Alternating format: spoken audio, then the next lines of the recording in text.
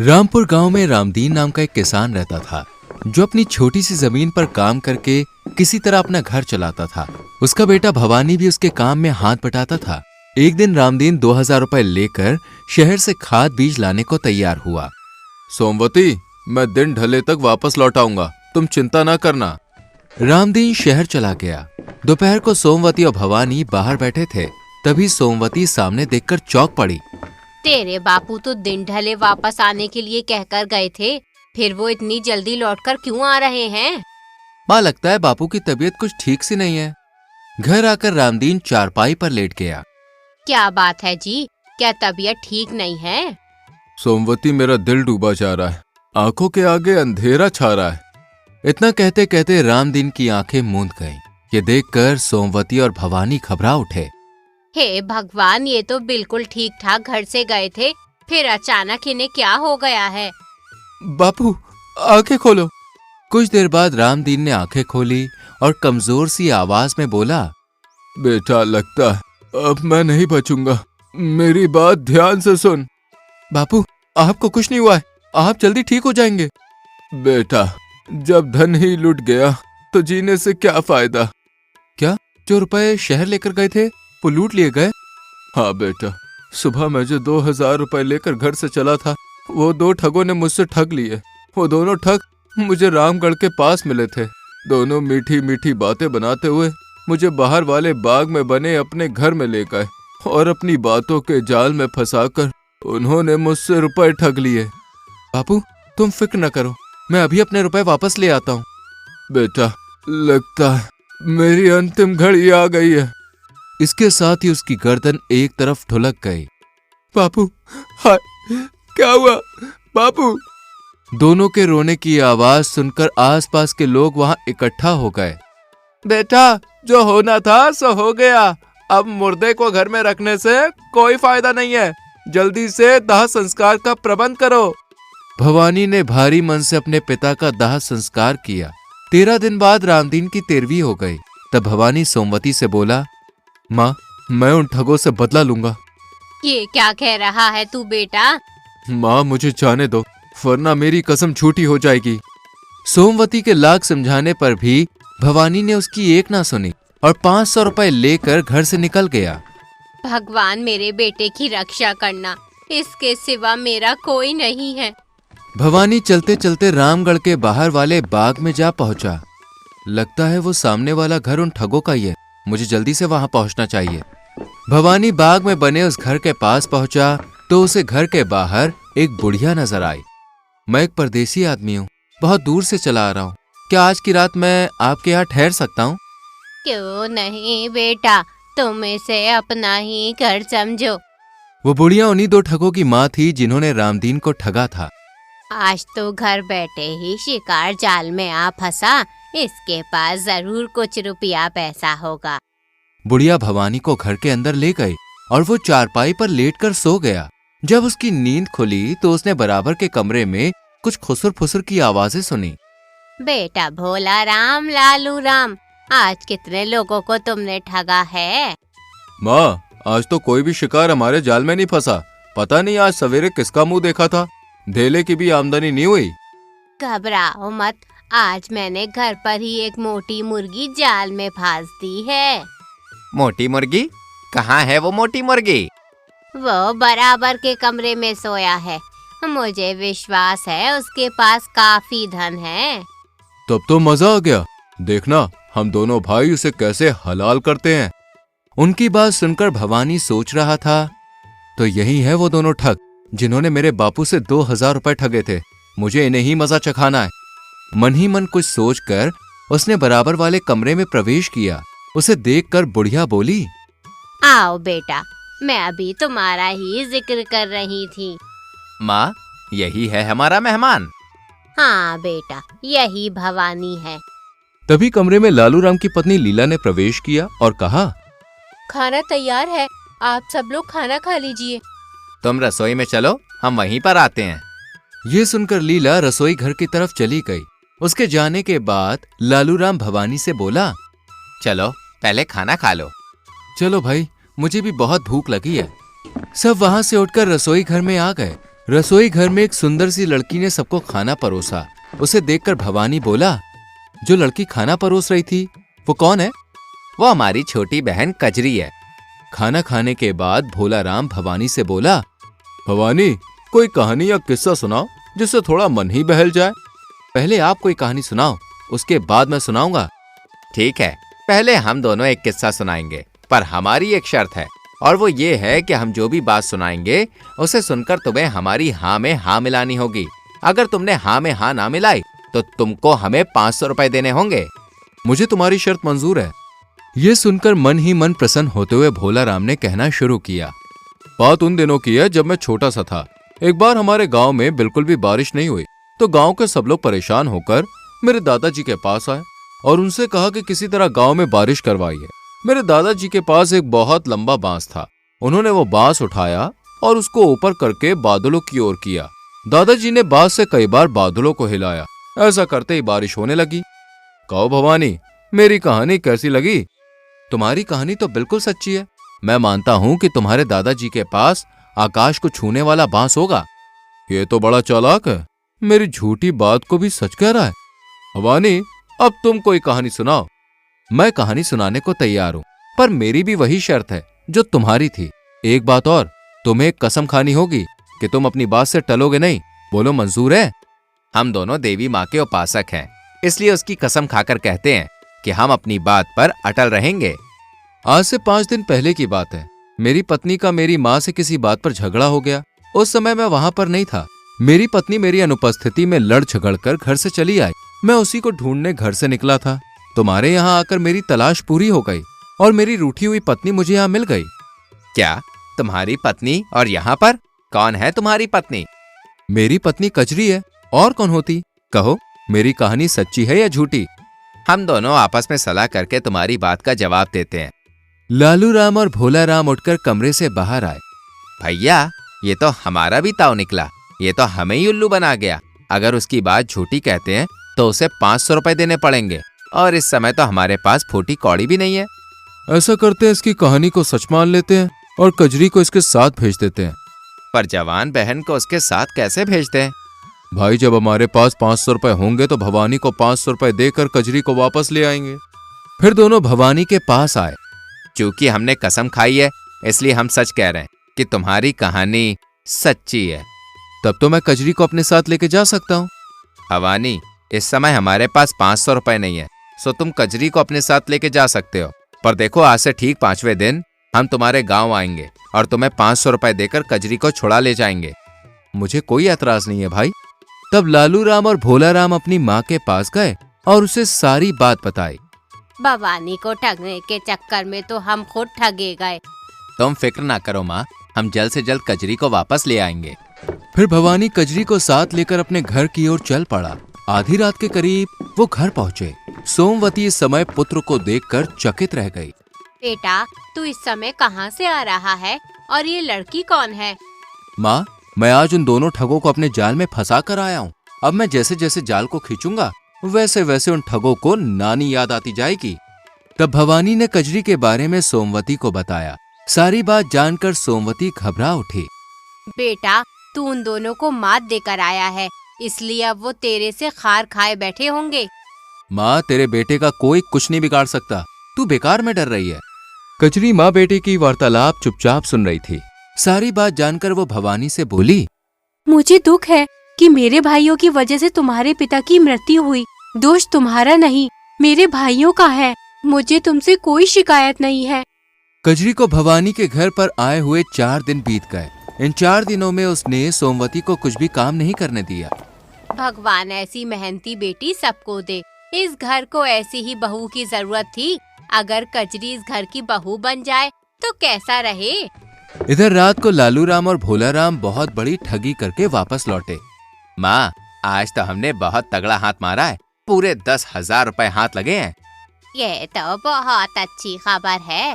अब तुम दोनों कल जाकर भवानी को 500 रुपए देकर कजरी को वापस ले आओ। ठीक है माँ। उधर 5वें दिन सुबह भवानी कजरी से बोला, आज तुम्हारे दोनों भाई तुम्हें लेने आएंगे। क्या तुम उनके साथ जाना चाहोगी? नहीं, अब मैं उनके साथ नहीं जाऊंगी।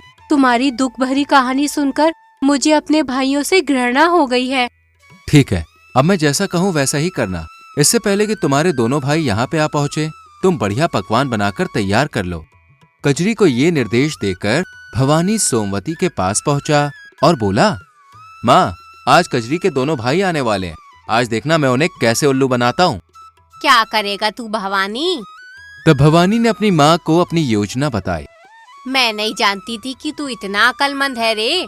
अब मुझे विश्वास हो गया है कि तू उन दोनों ठगों के छक्के छुड़ा कर रहेगा। भवानी आंगन में पहुंचा। वहाँ 2 बकरियां खड़ी हुई थी। उसने एक बकरी को साथ लिया और गांव के बाहर की ओर चल दिया। गांव के बाहर पहुंचकर वो एक पेड़ के नीचे बैठ गया। मुझे यहाँ बैठकर उनकी प्रतीक्षा करनी चाहिए। वो दोनों इसी रास्ते से रामपुर में प्रवेश करेंगे। भवानी को वहां पर बैठे हुए काफी समय व्यतीत हो गया। तभी उसे दूर से 2 आदमी आते हुए दिखाई दिए। लगता है यही लालू राम और भोला राम है। जैसे ही वो दोनों भवानी के समीप पहुंचे, आओ भाइयों, बैठो। लंबे सफर से आ रहे हो, पहले थोड़ी देर यहाँ पर बैठकर सुस्ता लो, फिर घर चलेंगे। तुम ठीक कह रहे हो भाई। लालू राम और भोला राम पेड़ के नीचे बैठ गए। तब भवानी बकरी से बोला, बकरी, जल्दी से घर जाकर सूचना दो कि मेहमानों के लिए जल्दी से भोजन बन जाना चाहिए। हम तुम्हारे पीछे पीछे आ रहे हैं। इतना कहकर भवानी ने बकरी को गांव की ओर दौड़ा दिया। कमाल है, एक बकरी घर जाकर सूचना देगी? क्या ऐसा हो सकता है? बिल्कुल हो सकता है भाई। आओ अब घर चलें, खाना तैयार हो गया होगा। तब वो दोनों भवानी के साथ उसके घर की ओर चल दिए। घर पहुंचकर भवानी सोमवती से बोला, माँ, मैंने बकरी को खबर देने के लिए घर पर भेजा था। क्या उसने खबर दे दी? हाँ बेटा, उसने कहा था कि मेहमानों के लिए खाना बनाना है। तुम हाथ मुंह धो लो, खाना तैयार है। जरूर कोई खास बात है उस बकरी में। माँ, वो बकरी कहाँ है? बेटा, उसे मैंने आंगन में बांध दिया है। हमें इस बकरी को किसी भी तरह से भवानी से ले लेना चाहिए। ये हमारे बड़े काम की है। जब वो खाना खा चुके तो भवानी हाथ धोने चला गया। तब लालू राम भोला राम से बोला, हमें से चमत्कारी बकरी ले लेनी चाहिए, पर भवानी हमें अपनी करामाती बकरी क्यों देगा? ऐसा करते हैं, हम जो 500 रुपए लाए हैं उसके बदले हम भवानी से वो बकरी ले लेंगे। फिर दोबारा आकर हम भवानी को 500 रुपए दे देंगे और कजरी को ले जाएंगे। तब तक कजरी यहीं पर रह लेगी। हाँ, ये ठीक रहेगा। भवानी को आने दो, उससे बात करते हैं। थोड़ी देर बाद भवानी आया और उनसे बोला, मैं जानता हूँ कि तुम कजरी को वापस ले जाने के लिए आए हो। लाओ 500 रुपए निकालो। भवानी, हम 5 दिन बाद कजरी को लेने आएंगे। एक काम करो, इस समय तुम हमसे 500 रुपए लेकर अपनी बकरी ही दे दो। पर मैं अपनी बकरी तुम्हें कैसे दे सकता हूँ? वो तो मेरे बड़े काम की है। लालू राम और भोला राम ने भवानी से काफी मिन्नतें की। तो भवानी बोला, जब तुम मुझसे इतनी विनती कर ही रहे हो तो ठीक है, लाओ 500 रुपए निकालो और बकरी को ले जाओ। लालू राम ने फौरन जेब से 500 रुपए निकालकर भवानी को दे दिए। बकरी को लेकर वो दोनों वहां से चले गए। तब भवानी कजरी से बोला, देखा कजरी, तुम्हारे भाई तुम्हें छोड़कर बकरी खरीद कर चले गए। मुझे लज्जित ना करो और मेरे खुदगर्ज भाइयों का मेरे सामने नाम तक न लो। इधर लालू राम और भोला राम गांव के पास पहुंचे तो लालू राम बकरी से बोला, बकरी, जल्दी से हमारे घर पहुंचकर हमारे आने की सूचना दो और लीला से कहना कि हमारे लिए खाना बनाकर रखे। बकरी उछलती कूदती वहां से चलती बनी। अब देखना बकरी का कमाल, घर पहुंचने पर हमें खाना तैयार मिलेगा। कुछ ही देर में वो दोनों अपने घर जा पहुंचे। उन्हें देखकर उनकी माँ ने कहा, कजरी कहाँ है? क्या उसे साथ नहीं लाए? इससे पहले कि भोला राम कुछ कह पाता, लालू राम बोला, माँ, क्या खाना नहीं बना? मैंने तो बकरी को अपने आने की सूचना देने के लिए घर भेजा था। बकरी? यहाँ तो कोई बकरी नहीं आई। बकरी घर नहीं पहुंची? ये कैसे हो सकता है? हमने खुद अपनी आंखों से उसका चमत्कार देखा था। भाई, गलती हमारी है जिसकी वजह से बकरी घर नहीं पहुंची। पर हमारी गलती क्या है भाई? भाई, बकरी ने भवानी का घर तो पहले से ही देखा हुआ था ना, इसलिए वो उसके घर का रास्ता जानती थी। इसलिए पहले हमें उसे अपना घर दिखाना चाहिए था, उसके बाद में उससे काम लेना चाहिए था। ओह, हमसे तो सचमुच में बहुत बड़ी गलती हो गई। इस घटना के 5 दिन बाद लालू राम भोला राम से बोला, चलो आज भवानी को 500 रुपए देकर कजरी को वापस ले आते हैं। और तब वो दोनों 500 रुपए लेकर भवानी के गांव की ओर चल दिए। इधर भवानी कजरी से बोला, कजरी, आज भी तुम्हारे भाई तुम्हें लेने आएंगे। क्या तुम उनके साथ जाना चाहोगी? नहीं, अब मैं यहीं रहूंगी और उनके साथ नहीं जाऊंगी। तो मेरी योजना सुनो। जैसे ही तुम्हारे भाई आएंगे, मैं उनके लिए खाना बनाने को कहूंगा तुमसे।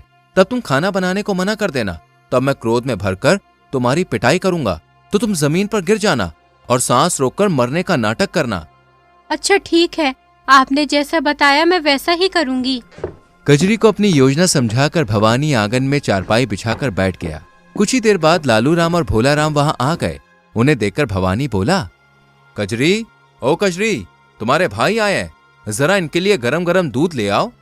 मेरे सिर में दर्द हो रहा है, तुम ही इन्हें दूध गर्म करके दे दो। क्या कहा? मेरी बात को टालती है? ठहर, मैं अभी तुझे मजा चखाता हूँ। इतना कहकर भवानी ने पास पड़ा डंडा उठा लिया और कजरी की उससे पिटाई करने लगा। लो मेरी बात टालने का मजा। हाय दैया, मर गई रे। इतनी बेदर्दी से क्यों मार रहे हो? भवानी पर उन दोनों की बातों का कोई असर नहीं हुआ और वो उसी प्रकार कजरी की पिटाई करता रहा। कुछ देर बाद वो नीचे गिर गई। भवानी, तुमने हमारी बहन को मार डाला, हम तुझे जिंदा नहीं छोड़ेंगे। वहीं रुक जाओ, अगर मैंने कजरी को मारा है तो मैं उसे जिंदा भी कर सकता हूँ। इतना कहने के बाद भवानी ने सोमवती से कहा, माँ, अंदर कमरे में जो 2 डंडे रखे हैं, जरा उन्हें उठा कर लाओ। अभी लाई बेटा। सोमवती ने दोनों डंडे लाकर भवानी को दे दिए। अब तुम इन 2 डंडों का कमाल देखना। भवानी ने एक डंडा जमीन पर पड़ी कजरी के पांव के पास रखा और दूसरा डंडा सर के पास रखा। कुछ देर बाद कजरी ने आंखें खोली और वो खड़ी हो गई। ये सब देखने के बाद लालू राम ने भवानी से कहा, भवानी, ये दोनों डंडे बहुत जादुई हैं। क्या 500 रुपए लेकर तुम इन्हें हमें दे सकते हो? अगर तुम्हें ये डंडे इतने ही पसंद है तो लाओ, निकालो 500 रुपए। लालू राम जो पैसे कजरी के बदले में भवानी को देने आया था, उसने उन्हीं 500 रुपए में वो दोनों डंडे भवानी से खरीद लिए। तब भोला राम ने भवानी से कहा, भवानी, हमारे पास जो रुपए थे वो डंडे खरीदने में खर्च हो गए, इसलिए हम दोबारा रुपए लेकर कजरी को लेने आएंगे। ठीक है भाई, जैसी तुम्हारी मर्जी। ये कहकर दोनों अपने घर की ओर चल पड़े। घर पहुंचे तो लालू राम ने अपनी पत्नी से कहा, लीला, झटपट खाना लाओ, बड़े जोर की भूख लग रही है। थोड़ी देर रुको, मैं अभी लाती हूँ। लीला की बात सुनकर लालू राम आग बबूला हो उठा और वैसे भी उस पर जादुई डंडे के प्रयोग का भूत सवार था। मुझसे जबान लड़ाती है? ठहर, अभी तुझे मजा चखाता हूँ। इतना कहकर उसने लीला की डंडे से पिटाई करनी ही शुरू कर दी और कुछ ही देर में लीला जमीन पर जा गिरी। ये तुमने क्या किया? अपनी पत्नी को मार डाला। रुको माँ, मैं अभी इसे जिंदा किए देता हूँ। तब लालू राम ने आगे बढ़कर हाथ में पकड़ा एक डंडा लीला के सिरहाने रखा और दूसरा डंडा उसके पांव के पास रखा, पर लीला जीवित ना हो सकी। वो हमें ठग गया, मैं उसे जिंदा नहीं छोड़ूंगा। दोनों भाई भवानी से बदला लेने का उपाय सोचने लगे। भाई, हम कल दिन निकलने से पहले ही भवानी के घर चलेंगे और उसे सोए हुए को बोरे में बांधकर गांव के बाहर वाली नहर में डाल देंगे। ना रहेगा बांस, ना बजेगी बांसुरी। ये ठीक रहेगा भाई। लालू राम और भोला राम सुबह होने से पहले ही भवानी के यहाँ पहुंच जाते हैं। उन्होंने सोते हुए भवानी को बोरे में बांध दिया और उसे कंधे पर रखकर दोनों घर से बाहर निकल आए। वो दोनों बोरे को लेकर गांव के बाहर वाली नहर के पास जा पहुंचे। पहले थोड़ा दम ले लेते हैं, फिर इसे नहर में फेंकेंगे। उन्होंने बोरे को एक झाड़ी के पास रख दिया और आराम करने के लिए बैठ गए। तभी लालू राम की नजर दूर पड़े बांस पर पड़ी। भवानी को नहर में फेंकने से पहले हमें उस बांस को नहर में डुबोकर देख लेना चाहिए कि नहर में किस जगह पानी ज्यादा है। जहां पर पानी ज्यादा होगा वहीं बोरे को फेंक देंगे। कह तो तुम बिल्कुल ठीक रहे हो भाई। लालू राम ने बांस उठा लिया और दोनों भवानी को वहीं छोड़ नहर के किनारे किनारे चल दिए। उनके जाने के बाद एक चरवाहा बकरियों को चराने ले जा रहा था। जब वो बोरे के पास से गुजरा तो उसने देखा, अरे ये बोरा यहाँ कैसे पड़ा है? जरूर इसमें कुछ माल होगा, मुझे इसे खोलकर देखना चाहिए। चरवाहे ने जैसे ही बोरे को खोला, कौन हो तुम और तुम्हें किसने बांधा है? भैया, मैं पास के गांव रामपुर का भवानी हूँ। मेरे गांव वाले जबरदस्ती मेरा विवाह करवाना चाहते हैं। वो लोग नदी के घाट पर नहाने गए हैं। पर तुम विवाह क्यों नहीं करवाना चाहते? मैं कुछ कमाता धमाता नहीं हूँ, सो पत्नी को कहाँ से खिलाऊंगा, इसलिए मैं विवाह नहीं करवाना चाहता अपना।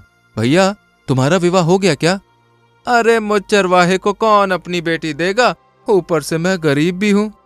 तुम चाहो तो मैं तुम्हारा विवाह करवा सकता हूँ। तुम मेरे स्थान पर मेरे कपड़े पहनकर बोरे में बंद हो जाओ। जब मेरे घर वाले आएंगे तो समझेंगे कि मैं ही बोरे में बंद हूँ। बस वो तुम्हें उठाकर लड़की वालों के यहाँ पहुंचा देंगे, तब तुम्हें मेरी जगह देखकर वो लोग चौंकेंगे जरूर, पर फिर कोई चारा न देखकर लड़की के घर वाले तुम्हारे साथ ही लड़की का विवाह कर देंगे।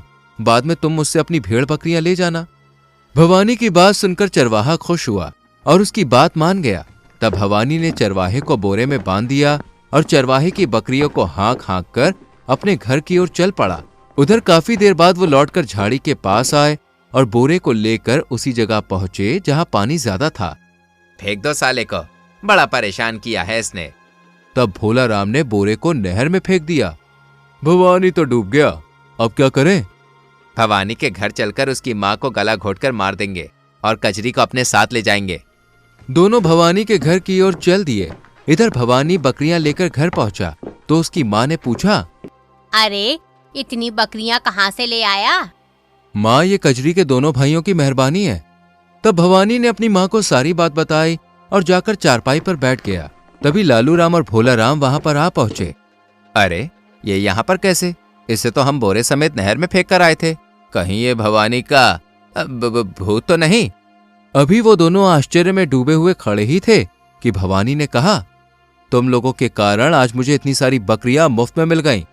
वो कैसे भवानी? वो ऐसे कि जिस स्थान पर तुमने मुझे फेंका था उस जगह पर नहर के अंदर खूब सारी बकरियां थी। मैं सबको हाँक हाँक कर अपने घर ले आया, पर तुम लोगों से एक बहुत बड़ी गलती हो गई। तुम लोग जरा मुझे और आगे नहर के पानी में फेंकते तो बस भाई मजा ही आ जाता, क्योंकि जहां मैं नहर में गिरा था उससे कुछ ही आगे बढ़िया नस्ल की खूब सारी गाय भी थी। इन बकरियों की जगह अगर मैं उन दुधारू गायों को लेकर आता तो ज्यादा फायदे में रहता। भवानी से सारी बात सुनकर लालू राम उससे विनती करते हुए बोला, अब कुछ हमारा भी भला कर दो भाई। मैं तुम्हारा किस प्रकार भला कर सकता हूँ? जिस प्रकार हमने तुम्हें फेंका था उसी तरह तुम भी हमें बोरी में बंद करके नहर में फेंक दो, ताकि हम भी नहर में से गाय और भेड़ बकरियां ले आएं। ठीक है भाइयों, जैसी तुम्हारी मर्जी। तब लालू राम और भोला राम भवानी के साथ नहर की ओर चल पड़े। नहर पर पहुंचकर भवानी ने झटपट दोनों को बोरे में बांधा और दोनों बोरियां नहर में फेंक दी। जाओ कमबख्तो, यही तुम्हारी सजा है। जब दोनों बोरियां नहर में डूब गईं तो भवानी घर वापस लौट आया। घर पहुंचकर भवानी ने सोमवती से कहा, माँ, मैं अपनी कसम पूरी कर आया हूँ। आज लालू राम और भोला राम को उनकी करने की सजा मिल गई है। वो कैसे बेटा? तब भवानी ने माँ को सारी बात बताई। अपने भाइयों का हाल सुन कजरी रोने लगी। रो नहीं कजरी, उन्होंने जैसा किया था बदले में वैसा ही पाया है। बहुत पुरानी बात है। एक गांव में जमुना दास नाम का एक किसान अपनी पत्नी चंद्रो और बेटे लल्लन के साथ रहता था। बाप बेटे खेती करते थे और किसी तरह अपना गुजारा चलाते थे। बेटा, बारिश का समय आने वाला है, इसलिए जल्दी चलकर खेतों में बीज बो देते हैं। जमुना दास रोज खेत पर जाने से पहले मंदिर के बाहर बैठे साधु महाराज को प्रणाम करता था। बाबा, मेरी गरीबी कब खत्म होगी? कब मेरे अच्छे दिन आएंगे?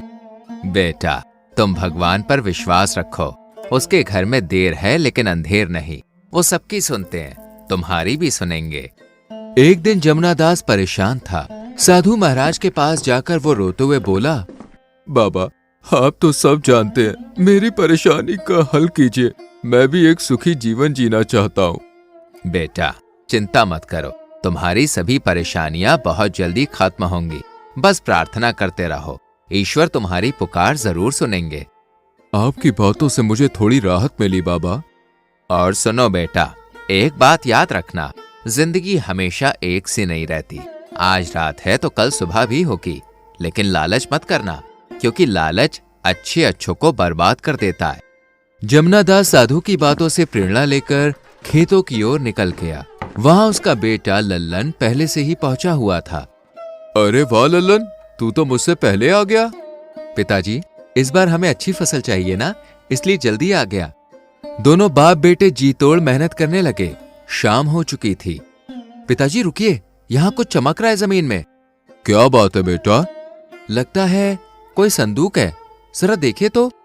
दोनों ने मिलकर जमीन खोदी और एक छोटा सा संदूक बाहर निकाला। अरे ये क्या? सच में ये तो कोई संदूक निकला। चलो पिताजी, जल्दी से इसे खोलते हैं, क्या पता इसमें क्या हो। जमुना दास और लल्लन ने संदूक को खोला तो उसमें एक पुराना मिट्टी का मटका और एक कागज की पर्ची मिली।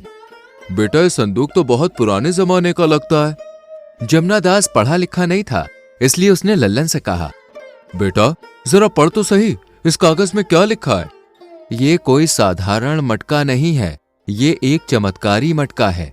इससे जो भी सच में मांगा जाएगा वो मिलेगा, पर ध्यान रहे ये मटका मरे हुए को जीवित नहीं कर सकता। बेटा क्या लिखा है? कहीं ये किसी खजाने का नक्शा तो नहीं है? नहीं पिताजी, ये तो और भी ज्यादा खास है। ये मटका हर इच्छा पूरी करता है, जो मांगो वो मिलेगा। क्या मजाक है ये? क्या कभी ऐसा भी हुआ है? छोड़ो बेटा, इस मटके को वापस संदूक में रख दो, हमारा काफी समय खराब हो गया है इससे। पिताजी एक बार आजमा कर तो देखिए, क्या पता ये सच हो। मैं इस मटके से कुछ मांगता हूँ। लल्लन सोच ही रहा था कि क्या मांगे, तभी उसकी नजर पिताजी के नंगे पैरों पर पड़ी। हे चमत्कारी मटके, मेरे पिताजी के लिए एक जोड़ी नई चप्पल दो। और तभी चमत्कार हो गया, एकदम नई चमचमाती चप्पलें जमुना दास के पैरों में प्रकट हो गई। हे राम, ये क्या हुआ? ये तो सचमुच चमत्कार है बेटा। जमुना दास को तुरंत साधु महाराज की कही हुई बात याद आई। उसने आंखें बंद की और मन ही मन साधु को धन्यवाद कहा। अब तो चिंता की कोई बात नहीं है पिताजी, ये मटका हमारी सारी मुश्किलें हल कर देगा। अब हम जल्द ही बहुत अमीर बन सकते हैं।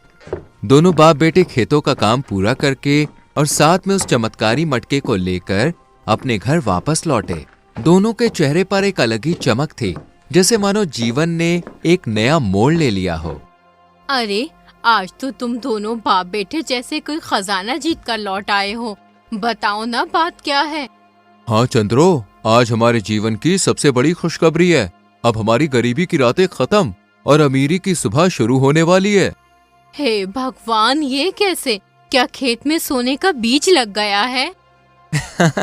अरे माँ, सोना नहीं, पर कुछ उससे भी कीमती मिला है। ये देखो चंद्रो, ये कोई साधारण मटका नहीं है, ये एक चमत्कारी मटका है। इससे तुम जो भी मांगोगी ना वो तुम्हें मिलेगा। क्या ऐसा भी कोई मटका होता है क्या? तुम लोग मुझे मूर्ख तो नहीं बना रहे? नहीं माँ, हमने अपनी आंखों से देखा है। हे भगवान, अगर ये सच है तो हमारे सारे दुख मिट सकते हैं। हाँ चंद्रो, अब सोच समझकर जो चाहिए मांगो। अच्छा, तो मैं आजमा कर देखती हूँ। ऐ चमत्कारी मटके, मुझे सोने चांदी के गहने दे दो। चंद्रो ने जैसे ही ये कहा, मटके से हल्की सी चमक निकली और पल भर में सामने ढेर सारे चमचमाते सोने चांदी के गहने प्रकट हो गए। हे दैया, ये सच में असली गहने हैं। ये सपना तो नहीं देख रही मैं। नहीं माँ, ये सब सच है। देखो, अब तुम्हारा सपना पूरा हो गया। मैंने कितनी बार सोचा था कि एक दिन मेरे पास भी ऐसे गहने होंगे, लेकिन कभी उम्मीद नहीं थी। आज वो भी मिल गया। ये मटका तो साक्षात लक्ष्मी है। कुछ ही दिनों में जमुना दास का घर धन दौलत से भर गया। पुराने कपड़े अब रेशम में बदल गए। मिट्टी के बर्तनों की जगह चांदी के बर्तन आ गए। चंद्रो, मुझे लगता है कि अब इस मटके को वापस जमीन में गाड़ देना चाहिए। जो मिलना था मिल गया, अब लालच करना ठीक नहीं। क्या इतनी जल्दी संतोष हो गया आपको? अभी तो हमने कुछ भी नहीं देखा। क्या इतने में हम रईस कहलाएंगे? पर चंद्रो, लालच कभी भी अच्छा फल नहीं देता। मैं नहीं चाहता कि यह मटका हमारे लिए मुसीबत बन जाए। मुसीबत? जिसे भगवान ने खुद भेजा, वो मुसीबत कैसे हो सकता है? नहीं, मैं इसे नहीं गाड़ने दूंगी। अभी हमें बहुत कुछ चाहिए, बड़ा घर, जमीनें, नौकर चाकर, सब कुछ। माँ, पिताजी सही कह रहे हैं। बस करो, तुम दोनों डरपोक बन गए हो। ये मटका हमारा भाग्य है और मैं इसे खोने नहीं दूंगी। जमुना दास के बार बार समझाने के बावजूद चंद्रो नहीं मानी। वो लालच में पूरी तरह डूब चुकी थी। इधर गांव में जमुना दास की अचानक हुई तरक्की सबकी नजरों में चुभने लगी। हर गली मोहल्ले में लोग उसी के चर्चे करने लगे थे और उड़ते उड़ते ये खबर पहुंची गांव के जमींदार तक। जमींदार जी, लगता है अब आपकी जमींदारी के दिन लदने वाले हैं। हाँ जी मालिक, अब तो गांव का जमुना दास किसान आपसे भी बड़ा रईस बन गया है। कौन? वो जमुना दास जिसके पास सिर्फ एक छोटा सा खेत था? जी मालिक, वही। अब उसके घर से सोने चांदी के सामान निकलते हैं। अचानक ही उसके पास इतना सब कुछ कहाँ से आ गया? जैसे किसी जादू से अमीर हो गया हो। जमींदार इन बातों को सुनकर भीतर तक चौंक गया। वो सोच में पड़ गया। तुम सब ध्यान से सुनो। जमुना दास के घर हर हरकत पर नजर रखो। पता लगाओ कि वो अचानक इतना अमीर कैसे हो गया। जो भी मुझे ये राज बताएगा, मैं उसे इतना इनाम दूंगा कि उसकी 7 पुश्तें याद रखेंगी। चापलूसों ने सर झुकाकर हामी भरी और वो निकल पड़े जमुना दास के घर की ओर। और दिन में वो आसपास मंडराते रहे। और जैसे ही रात हुई, वो लोग जमुना दास के घर के बाहर खड़े होकर उनकी बातें ध्यान से सुनने लगे। चंद्रो, आज तो बहुत अच्छा दिन रहा। हाँ, मगर मुझे कुछ और चाहिए। अब क्या चाहिए? मुझे कुछ और गहने चाहिए और पैसे भी। ये कहकर चंद्रो ने वो चमत्कारी मटके से कहा, ए मटके महाराज, मुझे हीरे जवाहरात और ढेर सारे पैसे दो। कुछ ही पल में उनके सामने सोने चांदी और हीरो का ढेर लग गया। ये तो जादू है। मटका चमका और सामने दौलत आ गई। सही में अब तो राज खुल गया। राज जानने के बाद वो भागे भागे जमींदार के पास पहुंचे। जमींदार जी, हम आपको एक ऐसी बात बताने आए हैं जिस पर यकीन करना मुश्किल है। जल्दी बोलो, पहेलियां मत बुझाओ, साफ साफ बताओ क्या देखा। मालिक, जमुना दास के पास एक चमत्कारी मटका है। हाँ मालिक, वही मटका जिससे मांगते ही दौलत सामने आ जाती है। हमने अपनी आंखों से देखा है। उसकी औरत ने मटके से पैसे और जेवर मांगे और पल भर में सामने ढेर लग गया। ये सुनकर जमींदार की आंखें क्रोध और लालच से लाल हो गईं। वो उस मटके को हासिल करने के लिए योजना बनाने लगा और कुछ ही देर में अपने नौकरों को लेकर जमुना दास के घर जा धमका। कहिए जमींदार जी, इतनी रात को सब ठीक तो है? ठीक नहीं है जमुना दास, मुझे तुम्हारे अमीर होने का राज पता चल गया है। राज? कैसा राज? मैं कुछ समझा नहीं। ज्यादा भोले मत बनो तुम। मुझे मालूम चल चुका है कि तुम्हारे पास एक मटका है जो मन की हर इच्छा पूरी करता है। आप ये सब कैसे जानते हैं? गांव के लोग क्या क्या बातें करते हैं मुझे सब पता है। और तुम्हें जो मटका मिला है वो इस गांव की जमीन से मिला है और ये जमीन मेरे अधिकार में आती है। वो जमीन मेरी है जमींदार जी, चाहे आपकी सीमा में हो, लेकिन उस पर हल मैंने चलाया है, बीज मैंने बोए हैं और मेहनत मैंने की है, इसलिए मटका भी मेरा है। ओहो, तू तो बहुत जबान चला रहा है जमुना दास। तेरी भलाई इसी में है कि चुपचाप मटका हमारे हवाले कर दे।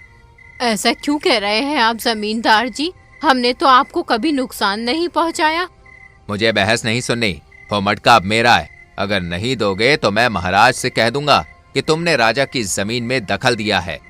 दे दो मटका जमुना दास, ज्यादा होशियारी ठीक नहीं है। मैं किसी से नहीं डरता। ये मटका मैं किसी को नहीं दूंगा, चाहे जो हो जाए। अरे पकड़ो इसे, जबरदस्ती ले लो मटका इससे। जमींदार के इशारे पर उसके नौकर जमुना दास की ओर लपके। जमुना दास ने विरोध करने की कोशिश की, लेकिन ताकतवर नौकरों ने उसे धक्का देकर नीचे गिरा दिया। अरे छोड़ो मेरे आदमी को, तुम लोग जबरदस्ती क्यों कर रहे हो? अब ये मटका हमारे जमींदार जी के पास जाएगा। जमींदार, तुम्हें इस मटके से कुछ नहीं मिलेगा। ये तुम्हारे काम नहीं आने वाला है। अब तुम देखना, मैं इस मटके से कितना सोना निकालता हूँ। तुम तो सिर्फ एक किसान हो, असली मालिक तो अब मैं हूँ। जमींदार अपने नौकरों के साथ मटका लेकर वहां से चला गया। जमुना दास और चंद्रो लाचार होकर दरवाजे पर बैठ गए। हमारा सब कुछ तो लूट लिया उसने, अब कैसे जिएंगे? वो मटका मेरा था और एक दिन मैं उसे वापस लेकर रहूंगा, चाहे मुझे राजा के दरबार ही क्यों न जाना पड़े। अगले दिन सुबह जमुना दास राजा के महल की ओर चल पड़ा। महल बहुत दूर था और रास्ता पथरीला। कई घंटे चलने के बाद वो आखिरकार महल के विशाल दरवाजे पर पहुंचा तो द्वारपालों ने उसे रोका। कहाँ जा रहे हो? तुम यहाँ क्या कर रहे हो? मैं किसान हूँ, मुझे राजा से मिलना है। मेरी एक समस्या है। राजा से ऐसे ही कोई नहीं मिल सकता। जाओ अपना काम करो। कृपया करके मुझे एक मौका दे, मेरी समस्या बहुत गंभीर है। कुछ देर तक बहस के बाद द्वारपालों में से एक ने जमुना दास की विनम्रता पर तरस खाया और उसे अंदर जाने दिया। महाराज, मैं एक अत्यंत आवश्यक बात लेकर आया हूँ। मुझे अपनी ही जमीन से एक ऐसा चमत्कारी मटका मिला था कि उससे जो भी इच्छा मांगो वो पूरी कर देता था। उसी मटके से मुझे सोना और धन प्राप्त हुआ, पर अब जमींदार ने वो मटका जबरदस्ती मुझसे छीन लिया है। क्या ऐसा कोई मटका जो इच्छाएं पूरी कर दे? हाँ महाराज, ये सच है। वो मटका मेरी समृद्धि का कारण था, लेकिन जमींदार ने मुझे धमकाकर वो छीन लिया। अगर ऐसा मटका सचमुच है तो मेरे खजाने का आकार कई गुना हो सकता है। मैं पूरे देश का सबसे धनी और शक्तिशाली राजा बन जाऊंगा। जमुना दास, क्या तुम सच बोल रहे हो? क्या वो मटका सच में तुम्हें सोना और दौलत दे रहा था? जी महाराज, मैं जो कुछ भी कह रहा हूँ वो सब कुछ सत्य है। तो तुमने ये बात हमें पहले क्यों नहीं बताई? क्या तुम्हें नहीं पता कि इस राज्य में सबसे अमीर व्यक्ति सिर्फ राजा होता है, कोई किसान नहीं? महाराज, मैं इतने बड़े रहस्य को लेकर किसी पर भरोसा नहीं कर सका। मंत्री जी। जी महाराज। सैनिकों को साथ लेकर जाओ, जमींदार के घर से वो मटका लेकर आओ और इस जमुना दास को तुरंत चोरी के इल्जाम में जेल में डाल दिया जाए। इसने राजा से सच्चाई छुपाई है, यह अपराध है। और उस जमींदार को भी पकड़ कर लाओ, वो भी चोर है जिसे दूसरों की चीजों पर हक नहीं है। जो आज्ञा महाराज। महाराज, दया कीजिए, मैंने चोरी नहीं की। मैं तो बस डर के मारे चुप था। अगर मैं जेल चला गया तो मेरा परिवार भूखा मर जाएगा। इस राज्य में कानून एक समान है। अगर तुमने कुछ नहीं छुपाया होता तो आज ये दिन नहीं आता। जमुना दास को कारागार में डाल दिया गया। मंत्री ये सब देखकर बहुत दुखी था। वो समझ चुका था कि जमुना दास एक भला और ईमानदार आदमी है। राजा के अत्याचार से प्रजा पहले से ही दुखी थी। अब राजा के आदेश पर मंत्री कुछ सैनिकों को लेकर जमींदार के घर की ओर चल पड़ा। मंत्री जी, कैसे आना हुआ? आपने संदेश भेजा होता तो मैं खुद ही हाजिर हो जाता। जमींदार, तुम्हारे खिलाफ एक गंभीर शिकायत आई है। मुझे मजबूरी में तुम्हें बंदी बनाना पड़ेगा। मंत्री जी, मैंने ऐसा क्या अपराध किया जो मुझे गिरफ्तार किया जा रहा है? जमींदार, अनजान मत बनो। मुझे सब कुछ पता चल गया है उस जादुई मटके के बारे में जो तुमने जमुना दास से मारपीट करके छीना है।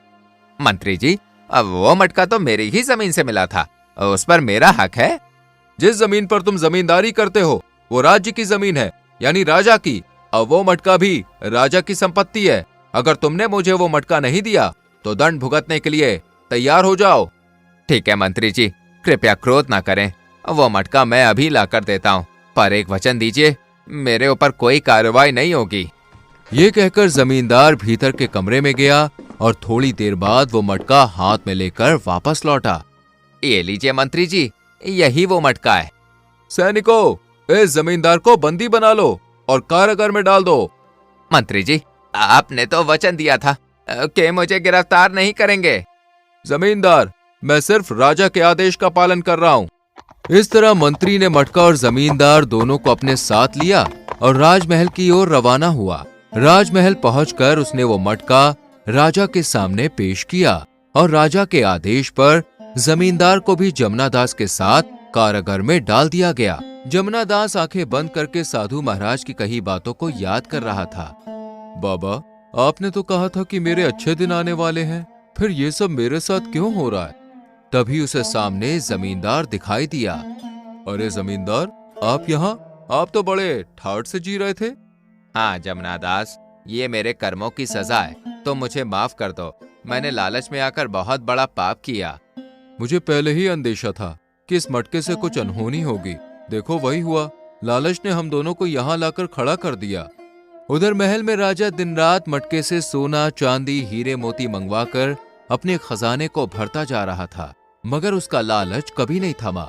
एक रात जब वो चैन से सोया हुआ था, तभी अचानक उसे दिल का दौरा पड़ा और राजा की मृत्यु हो गई। राजमहल में हड़कंप मच गया, लेकिन पूरे राज्य में एक अलग ही दृश्य था। अब तो हम चैन से जी सकेंगे। अच्छा हुआ जालिम राजा मारा गया। उसने तो जीना ही हराम कर दिया था भाई। राजा की मौत के बाद मंत्री और राजपुरोहित चिंतित थे कि अब शासन कौन संभालेगा। अब हमें कोई ऐसा राजा चाहिए जो सच्चा, ईमानदार और दयालु हो, जो प्रजा की भलाई को प्राथमिकता दे। आप ठीक कहते हैं पुरोहित जी। मैं 2 निर्दोष लोगों को कारागार में डाल बैठा हूँ। सबसे पहले उन्हें मुक्त करता हूँ। मंत्री और राजपुरोहित उस जादुई मटके को लेकर कारागर पहुंचे। जमुना दास, इस मटके के असली हकदार तुम हो, मैं इसे तुम्हें सौंपता हूँ। जमुना दास और जमींदार को रिहा कर दिया गया।